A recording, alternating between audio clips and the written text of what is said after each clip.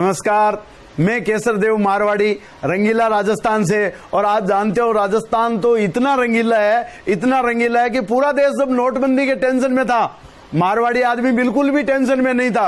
उल्टे मेरे से पूछा आपके कोई टेंशन क्यों नहीं है? अरे मैंने कहा टेंशन की छोड़ो, हम तो जो एटीएम की लाइन में लगे हुए हैं उनको चाय पानी पिला रहे हैं। ये अलग बात है कि वो एटीएम की लाइन में लगे हुए लोग भी हमारे ही हैं। मारवाड़ी साहब पधारो हमारे देश। और हमेशा आपने सुना है कि भैया जहां ना पहुंचे अनाड़ी वहां पहुंचे खिलाड़ी, और जहां ना पहुंचे खिलाड़ी वहां पहुंचे केसर देव मारवाड़ी। तो जोरदार तालियों के साथ जोरदार तालियों के साथ स्वागत करेंगे केसर देव मारवाड़ी जी का।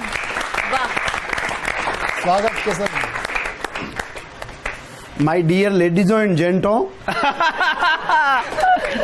वो पहले मैं क्या बोलता था बहनों भाइयों, हाँ, पर नोटबंदी के बाद ऐसा सुनते ही लोग बेहोश हो जाते। मेरी तो अंग्रेजी ऐसी खराब है शुक्ला जी। हाँ, मैं तो न्यूज नेशन बोलता हूं तो मेरे से लूज मोशन नाम निकलता है। नोटबंदी का जिक्र किया है तो मैं हमारे दर्शकों को कहूंगा कि एक दफे देखें, गौर से इस चेहरे को देखें तो आपको समझ में आएगा यही तो है आज के लिए हमारा काला धन।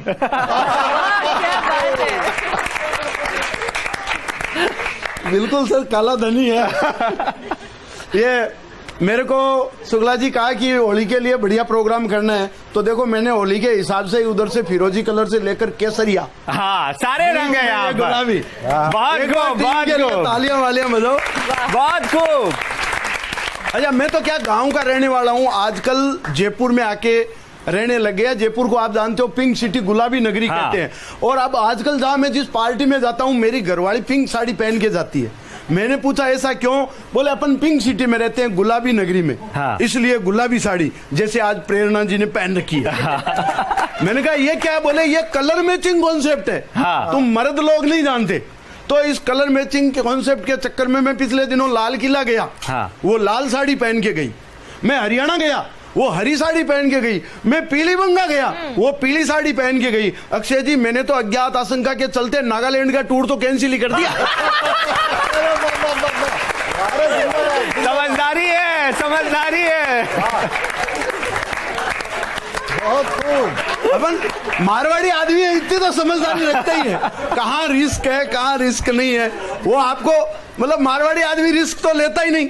वो एक मारवाड़ी आदमी तरबूज बेच रहा था गारंटी के साथ, बोले लाल निकलेगा, मीठा निकलेगा, नहीं तो डबल पेमेंट वापस। इतने हुए ग्राहक खड़े थे, एक आदमी वापस आया तरबूज लेकर के, बोले भाई साहब आपकी दुकान से ले गया था, आप तो कह रहे थे लाल निकलेगा, मीठा निकलेगा, नहीं तो डबल पेमेंट वापस। ये देखो एकदम सफेद, एकदम फीका। मारवाड़ी ने उसके कब्जे से तरबूज लिया, अपने पास रखा, बोले भाई साहब ये तू ले गया था क्या? इसी को ढूंढ रहा था, ये 500 रुपए का है, शुगर फ्री वाला।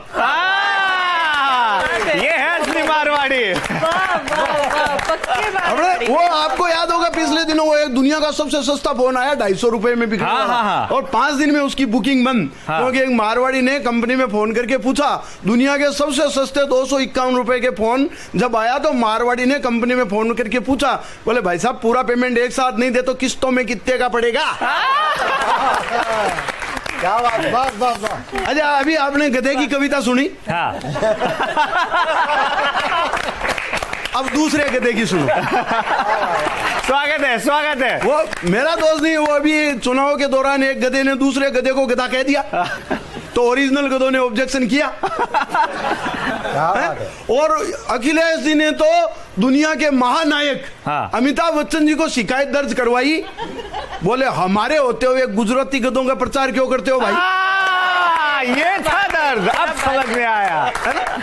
ऑब्जेक्शन हो। अच्छा, आपके तो है नहीं, हमारे तो जयपुर में आपको पता है गधों का मेला लगता है, और जिस मंत्री को बुलाते हैं वो मना कर देता है, कोई आने को तैयार नहीं। वो मैंने कहा बुलाओ, आप पर्यटन का मेला है तो पर्यटन मंत्री को बुलाओ। पर्यटन मंत्री ने कहा गधा हमारे अंडर में नहीं आता है, गधा तो एक पशु है, पशुपालन मंत्री को बुलाओ। पशुपालन मंत्री को कहा तो बोले खेतों में चढ़ता है। कृषि मंत्री को बुलाओ, कृषि वाले को कहा तो गधा मिट्टी ढोता है। खान वाले को बुलाओ, खान वाले को कहा तो बोले गधा पालतू जानवर है। गृह मंत्री को बुलाओ। मतलब गधे इतने कंफ्यूज, गधों को पता ही नहीं वो किस मंत्रालय के अधीन आते हैं। हालांकि मंत्रालय के लोगों को पता है कि वो किन गधों के अधीन आते हैं। ये थी बात। मैंने तो मंत्री जी से ही पूछ लिया, भाई आप आने में टालम टोल क्यों कर रहे हो मेले में, आपको क्या बेइज्जती होने का डर है? बोले नहीं, बेइज्जती होने का डर नहीं है, वहां तो हमारे खोने का ही डर है।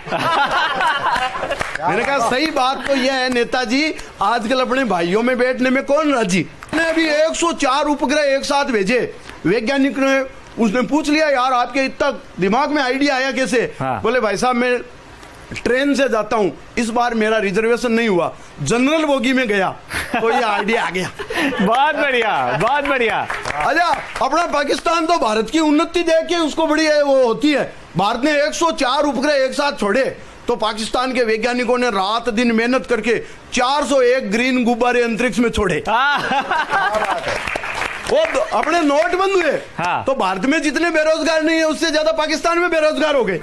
बोले अब क्या करें? बोले अपने 150 के नकली नोट छापो।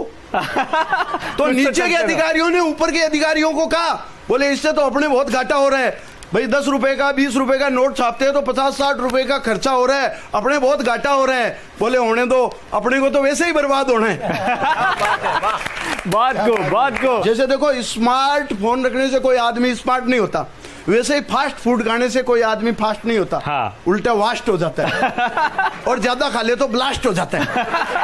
पर अपने इंडिया में हमारी संस्कृति में इतनी खाने की चीजें हैं तो अपने को विदेशी खाने की जरूरत कहाँ पड़ रही है? बिल्कुल बढ़िया बात। मैं आपको बताऊं, अपने खाने की चीजें आप गिनते जाना, मारवाड़ का मिर्ची बड़ा समोसा, साउथ का इडली डोसा, बिहारी भेल, बंगाली मूढ़ी, यूपी की आलू पूड़ी, उत्तराखंड के पराठे, वड़ा पाव बनाते हैं मराठे, गुजराती खम्मन, पूर्वोत्तर के मोमोज, एमपी के पोहे जब खाने को मिलते हैं रोज तो फिर 2 मिनट भी जहरीली नूडल्स के लिए क्यों नष्ट करें? वाह वाह, बहुत बढ़िया मारवाड़ी जी। और हमारा देश भारत तो शुरू से ही खाने में विश्व गुरु था, है और रहेगा। वो हनुमान जी सूरज को खा गए ब्रेकफास्ट के चक्कर में। भाई यहाँ अपने तो चाहे चपरासी हो चाहे अफसर, चाहे आम आदमी हो चाहे ईश्वर, सबको खाने का रोग, किसी को छुटपुट और किसी को 56 भोग। तो वो हनुमान जी सूरज को खा गए ब्रेकफास्ट के चक्कर में, कानूड़ा सुदामा के चावल खा गया 3 लोग की टक्कर में। और गणेश जी तो सदा मोदक रखते हैं हाथ में, और अपन मंदिर भी जाते हैं तो प्रसाद रखते हैं साथ में। वाह वाह, बहुत खूब मारवाड़ी जी। भारत विश्व गुरु सर इसीलिए भी है कि भारत ने खाने में के अलावा दूसरा काम किया ही। अपन ने देखो न तोप का आविष्कार किया, न मिसाइल का, न टीवी का, न मोबाइल का, न एसी फ्रिज, न कार का, हमेशा खाने में ही तो ध्यान रहा सरकार का। क्या जोड़ा है, शानदार। और अमेरिका ने इलेक्ट्रॉनिक्स में, इलेक्ट्रिकल में, किसी में, न्यूक्लियर में कितनी प्रोग्रेस कर दी होगी। खाने में जितनी प्रोग्रेस इंडिया ने की, मेरा दावा है कोई देश नहीं कर सकता। मैं आपको गिनाना चाहता हूँ, जलेबी जैसी कॉम्प्लिकेटेड मिठाई हम इंडिया के लोगों ने बनाई। बहुत बढ़िया। वो एक अमेरिका से वैज्ञानिक आया, उसने जलेबी देखी, उसने कहा इसमें न सोल्डिंग न बेल्डिंग, इसके अंदर चाशनी घुसी कैसे? वो रिसर्च के लिए बहुत बढ़िया मारवाड़ी जी। अक्षय जी वो रिसर्च के लिए अमेरिका ले गया, बाकी वैज्ञानिकों को दिखाई, बोले इसमें न कोई जॉइंट है, कोई बात नहीं, इसके चाशनी घुसी कैसे, अपन रिसर्च करे। बाकी 3 वैज्ञानिकों ने मिलकर के उसको पीटा, बोले ये नई समस्या तू ले आया। 2 साल पहले वो अपना माइकल गया था, समोसा लेके आया, अपने को आज तक पता नहीं चला उसके अंदर आलू कैसे घुसा। तो जलेबी जैसी कॉम्प्लिकेटेड मिठाई हम इंडिया के लोगों ने बनाई। अरे फीणी की वायरिंग तो आज तक नासा के वैज्ञानिकों की समझ में नहीं है। और बिना झिकझिक मशीन के इमरती पर कर देते हैं कढ़ाई, और बिना ड्रिल मशीन के घेवर में छेद कर देता है अनपढ़ हलवाई। बिना ड्रिल मशीन के घेवर में छेद कर देता है अनपढ़ हलवाई। गुलाब जामुन में न गुलाब न जामुन का प्रयोग, अपन तो पिस्ता के बीज पर उगा देते हैं राजभोग। नमस्कार, आप सबको होली का राम राम, धन्यवाद। बहुत खूब केसर देव।